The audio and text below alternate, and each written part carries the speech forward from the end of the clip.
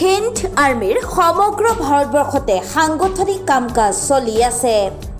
সকলো জাতি জনগোষ্ঠীৰ লোকৰ মাজত ভাতৃত্ববোধ গঢ়ি তুলি অন্যায়ৰ বিৰুদ্ধে আৰু ন্যায়ৰ স্বাৰ্থত হিন্দ আৰ্মিয়ে কাম কৰিব।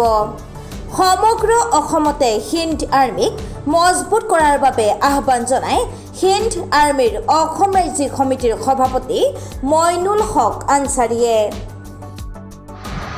অসমৰ হিন্দ আৰ্মিৰ সভাপতি মইনুল হক আনচাৰী। মইনুল হক ডাঙৰীয়া, আপোনাক নিউজ 9 অসমলৈ স্বাগতম জনাইছোঁ। ধন্যবাদ।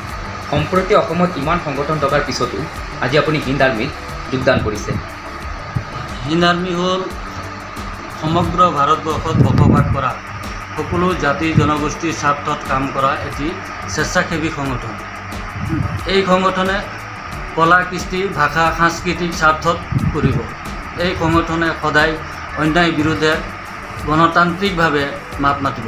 হিন্দ আৰ্মিয়ে সদায় সাম্প্ৰদায়িকতাৰ বিৰুদ্ধে মাত মাতি ভাতৃত্ববোধৰ স্বাৰ্থত কাম কৰি যাব। সমগ্ৰ ভাৰতবৰ্ষতে হিন্দ আৰ্মিয়ে সাংগঠনিক কাম কাজ তীব্ৰত চলি আছে।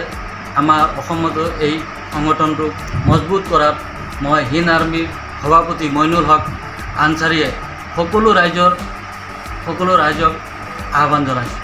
ধন্যবাদ।